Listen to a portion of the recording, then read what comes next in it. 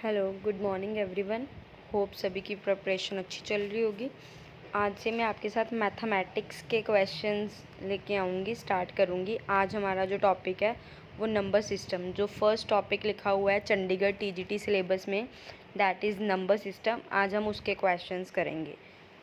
जिनको आते हैं नंबर सिस्टम की रिवीजन अच्छे से है, वो जस्ट वीडियो को पॉज करके खुद आंसर सॉल्व करो और उसके बाद चेक कर लो कि आंसर सही आया है कि नहीं आया। बाकी जिनको थोड़ा डाउट है वो एक बार इन क्वेश्चंस को देख लो। मैं आज वही इंपॉर्टेंट क्वेश्चंस लेके आई हूँ जिसमें गलती होने के चांसेस रहते हैं, तो वो आप शॉर्टकट से जल्दी जल्दी हो जाए उस तरीके से हम वो क्वेश्चंस करेंगे। जैसे हमारा फर्स्ट क्वेश्चन है, what is the value of 91 + 92 up to so on 140। अब कई बच्चे इस क्वेश्चंस को करते हैं, सारी डिजिट्स को ऐड करने बैठ जाएंगे और फिर करेंगे, दैट इज़ डिफ़िकल्ट वन।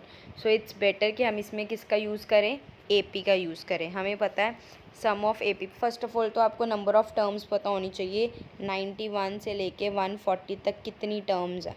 अब आप देख लो, एक इसमें 90 वाली लाइन है, एक इसमें 101 वाली लाइन है, 91 वाली लाइन है, एक 101 वाली है, एक 111 वाली काउंट होगी, एक 121 वाली होगी और एक 131 वाली। दैट मीन्स टोटल जो एलिमेंट इसमें निकलेंगे दैट विल बी 50। मतलब जो हमारा एन है वो हमारा कितना आ गया, 50 इस क्वेश्चन में। फिर सम का हमें ये पता फर्स्ट टर्म होती है, दैट मीन्स ए कितना हमें गिवन है, 91।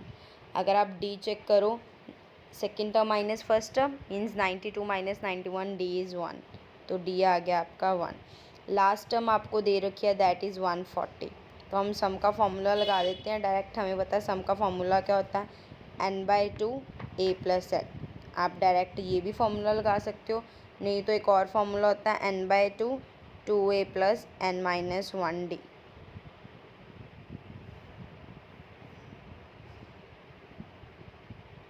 तो आप इन दोनों में से जो मर्जी फॉर्मूला अप्लाई कर सकते हो और आपके पास इसका आंसर आ जाएगा।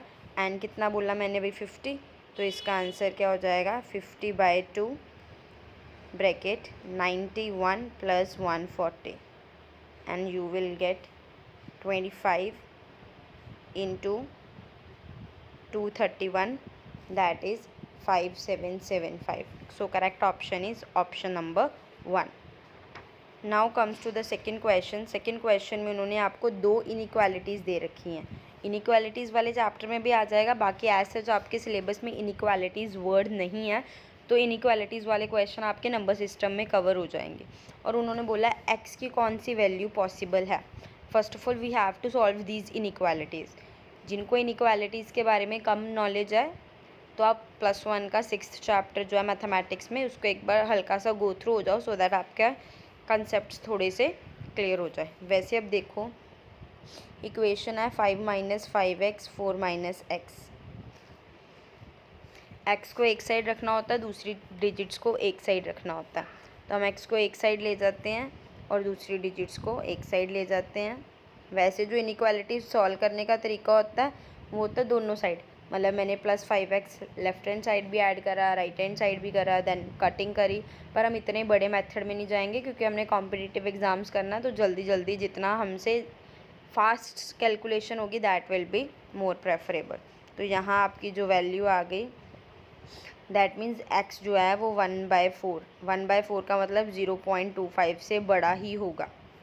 इससे आपको क्या पता लगा इस इक्वेशन से, कि मतलब जो नेगेटिव वाले आंसर है वो तो पॉसिबल है ही नहीं। आपके पास क्या बचा, फर्स्ट और सेकंड ऑप्शन में से ही एक करेक्ट ऑप्शन बचा। चलो अब हम सेकंड इनइक्वालिटी को सॉल्व कर लेते हैं। सेकंड इनइक्वालिटी में देखो क्या है, 2 - x 6 - 4x। वैसे तो लिखने की भी ज़रूरत नहीं है, माइंड में ही कैलकुलेशन हो जाती है, बट फिर भी कैलकुलेशन गलत ना हो इससे बेटर आप लिख लो। 2 सेकंड ज़्यादा लगने से एक्यूरेसी लेवल बढ़ जाता है। सो इट्स बेटर कि आप अपना एक्यूरेसी लेवल ख़राब ना करो। और x की वैल्यू क्या है, 4/3। 4/3 का मतलब क्या हो गया, 1.33। मतलब 1.33 से छोटी है, मतलब 2 तो हो ही नहीं सकती। तो जो आपका करेक्ट ऑप्शन बचा वो क्या आ गया हमारा, option number 1, that is 1। Now third question, find the least number which when divided by 12, 15, 18, 27 leaves the remainder this। 10, 13, 16 and 25 respectively. That means आपने एक ऐसा नंबर कर निकालना है जो इन चारों से डिवाइड हो, और जब डिवाइड हो तो 10, 13, 16 और 25 एलसीएम हमें दे। फर्स्ट ऑफ ऑल जब भी लीस्ट नंबर लिखा आ जाए आपने हमेशा एलसीएम निकाल लेना उस क्वेश्चन का। तो आप क्या करोगे, इसमें 12, 15, 18 एंड 27 का एलसीएम निकालोगे। जब आप इसका एलसीएम निकालोगे आपका एलसीएम जो है वो कितना आ जाएगा, 540 एलसीएम आ जाएगा। फिर आप क्या चेक करोगे 540 एलसीएम से कि 12 में से अगर मैं 10 माइनस करती हूँ, रिमाइंडर 10 बच रहा ना, तब भी हमारा डिफरेंस कितना आया है, 2 का। 15 में से 13 करती हूँ तब भी 2 का आ रहा है। 18 में से 16 पे भी 2 का आ रहा है, और 27 में से 25 पे भी 2 का आ रहा है। दैट मीन्स सभी में 2 का डिफरेंस हो रहा है। तो आप इसमें से भी ओवरऑल एलसीएम में से भी 2 का डिफरेंस कर दो, दैट इज़ 538। सो आपका करेक्ट आंसर क्या हो जाएगा, option number 2, that is 538। Now next question, what least number should be subtracted from this so that the resulting number is divisible by 3 but not by 9? क्या आपने ऐसा एक नंबर निकालना है कि अगर हम इसको सब्ट्रैक्ट करें उस नंबर को इसमें से, तो वो नंबर 3 से तो डिवाइड हो जाए बट 9 से डिवाइड ना हो। दैट मीन्स ये आपका क्वेश्चन डिविजिबिलिटी रूल से आ गया। तो हम एक बार डिविजिबिलिटी रूल्स को एक बार गो थ्रू हो जाते हैं। डिविजिबिलिटी रूल्स,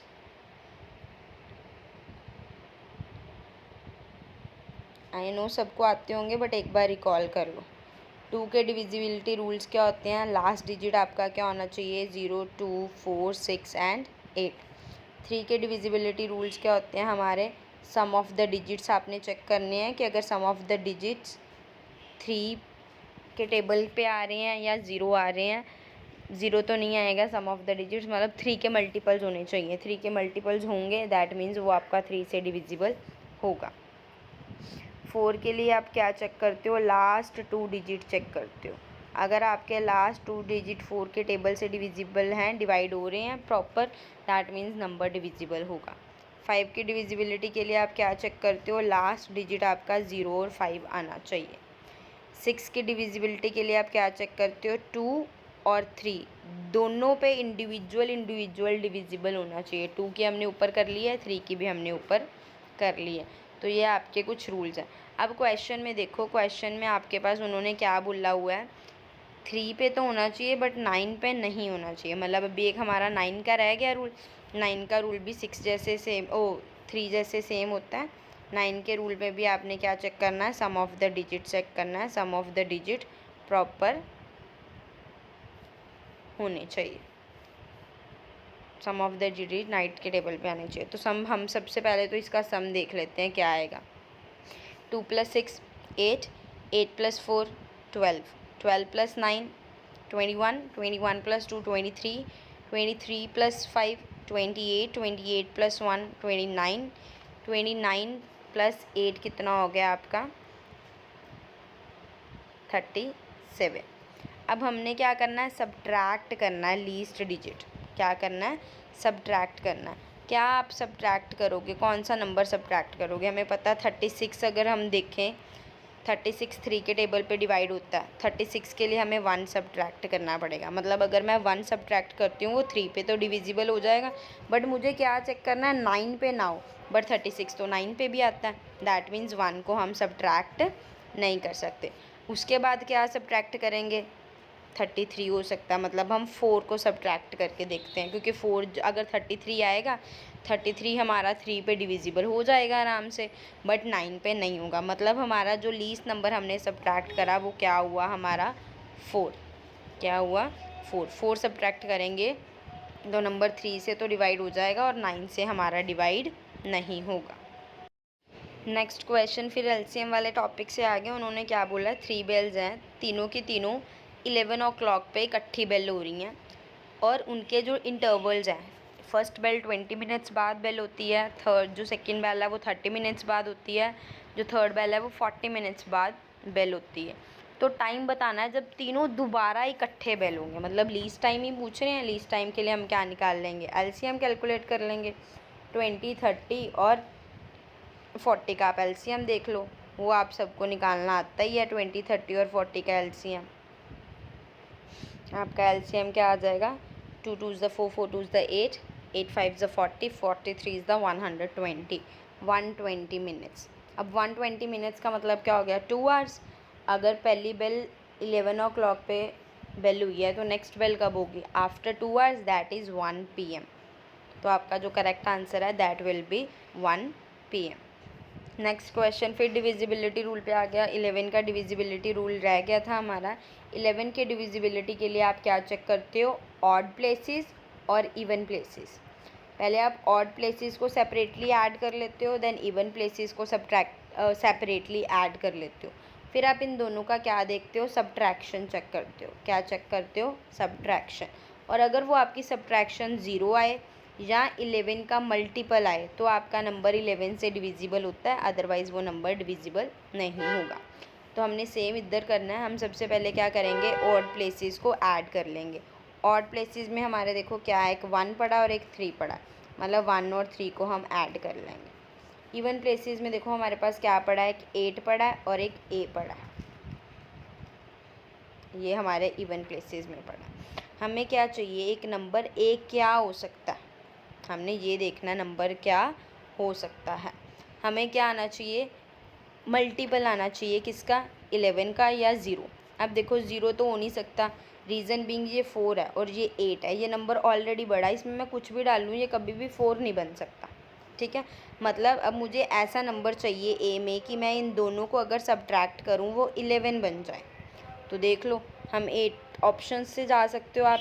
अगर मैं 8 में 3 ऐड करूँगी वही 11 बन जाएगा, सब्ट्रैक्शन 11 नहीं बनेगी। अगर मैं 1 ऐड करूँगी तो वो क्या हो जाएगा, 9 9 माइनस 4 फिर 5 हो जाएगा, ये भी करेक्ट ऑप्शन नहीं है। अगर मैं 8 ऐड करती हूँ, 8 + 8 16 16 में से अगर मैं 4 को माइनस करूँ वो 12 हो जाएगा, मतलब ये भी करेक्ट ऑप्शन नहीं है। अगर मैं 7 ऐड करूँ, 8 + 7 कितना हो गया, 15 15 माइनस 4 कितना हो गया, 11, और हमें 11 ही चाहिए था। दैट मीन्स जो हमारा करेक्ट ऑप्शन है वो हमारा क्या है, option A, that is 7। Now next question, x की वैल्यू निकालनी है। आपको पावर्स दे रखी हैं, बेस दे रखी हैं।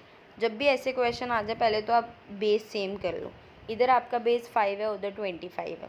25 को आप 5 में लेके जा सकते हो, बट 5 को 25 में लेके नहीं जा सकते। That means left hand side पे जो हमारा बेस रहेगा उसको हम नहीं छेड़ सकते, बट राइट हैंड साइड 25 को हम क्या लिख सकते हैं, 5 की स्क्वायर। और बाहर हमारे पास ऑलरेडी क्या पड़ा है, 3x - 4, मतलब हम इसको सॉल्व कर लें, 2 को इससे भी कर देते हैं मल्टीप्लाई, इससे भी। तो यहाँ 5 की पावर क्या बन जाएगी, 6x - 8, और इस साइड हमारी 5 की पावर क्या है, x + 3। अगर बेस सेम है दैट मीन्स पावर्स को भी इक्वल कर ही सकते हैं हम। तो हमने क्या करा, दोनों पावर्स को क्या कर दिया, इक्वेट कर लिया, और हमारे पास कॉरस्पॉन्डिंग x की वैल्यू आ जाएगी। देख लो आपकी वैल्यू क्या आ जाएगी, 5x = 11, that means x = 11/5। That means option A is the correct answer. आपका ऑप्शन ए सही आ जाएगा। नेक्स्ट क्वेश्चन सेम है। अब आपको 20 × x दे रखा है और लेफ्ट हैंड साइड पे आपको 64 की स्क्वायर - 36 की स्क्वायर।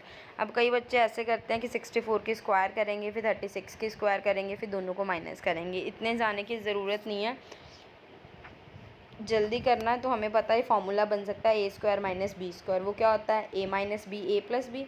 दैट मीन्स हम एक बना देंगे a - b और एक बना लेंगे a + b।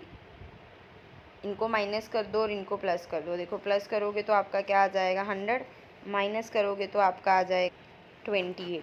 फिर आपको राइट हैंड साइड पे क्या चाहिए, 20 × x, मतलब मैं इस 100 को स्प्लिट कर लेती हूँ। 100 कैसे स्प्लिट हो जाएगा, 20 × 5, और यहाँ आपका क्या पड़ा है, 28।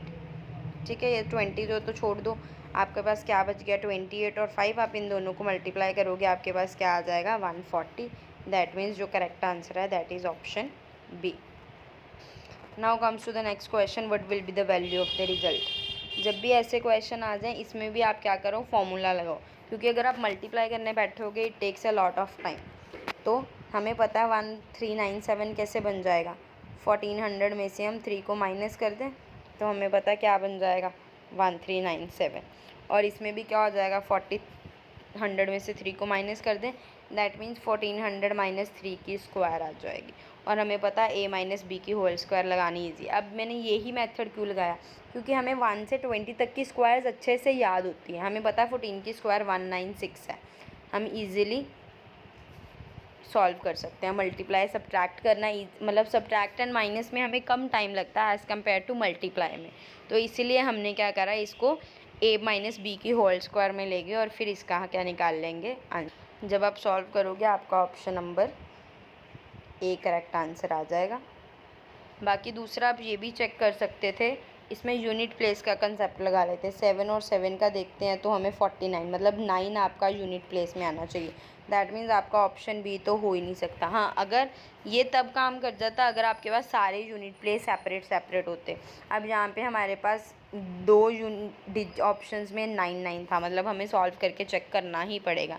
बट हाँ, आप टाइम सेव कर सकते हो, एग्ज़ाम में आप चेक कर लो अगर आपके यूनिट प्लेस में सारे यूनिट प्लेस सेपरेट है, then you can use this method also.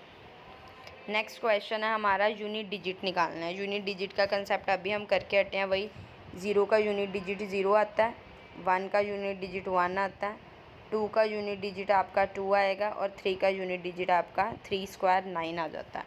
9 + 2 11, 11 + 2 11 + 1 12, 12 + 0 12 मतलब 12 के लास्ट में हमारे पास क्या बचा 2। दैट मीन्स जो आपका करेक्ट आंसर होगा वो आपका क्या होगा 2।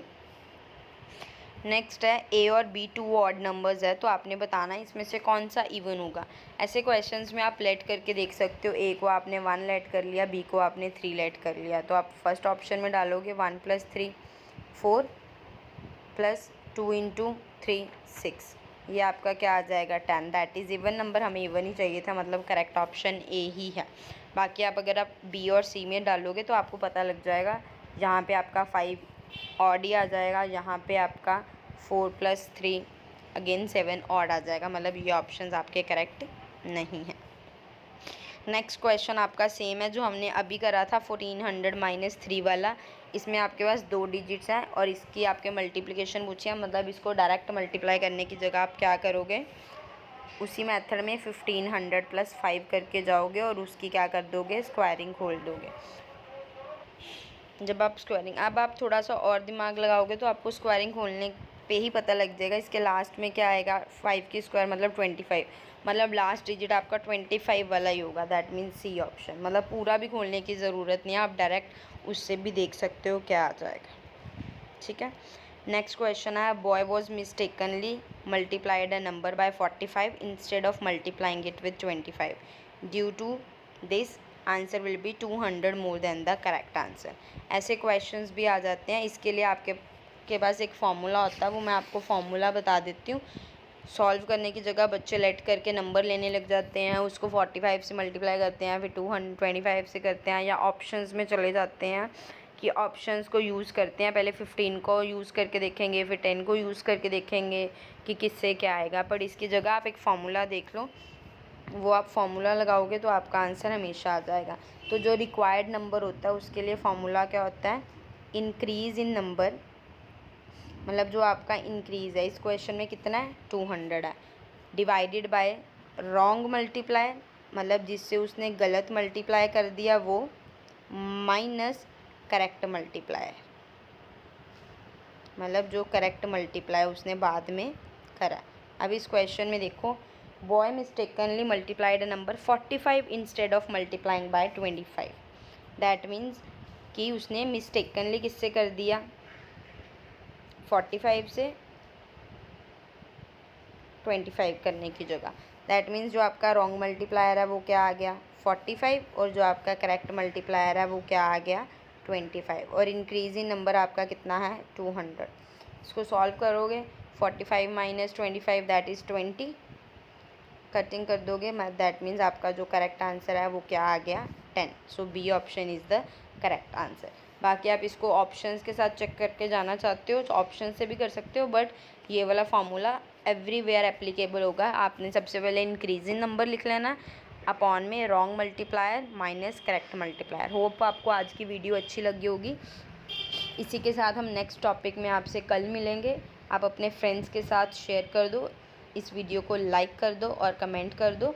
बाकी अगर आपको कोई डाउट है वो भी आप कमेंट सेक्शन में बोल सकते हो। ज़्यादा से ज़्यादा शेयर करो सो दैट बच्चों की नंबर सिस्टम की प्रैक्टिस आज के आज ही वाइंड अप हो जाए। Thank you so much.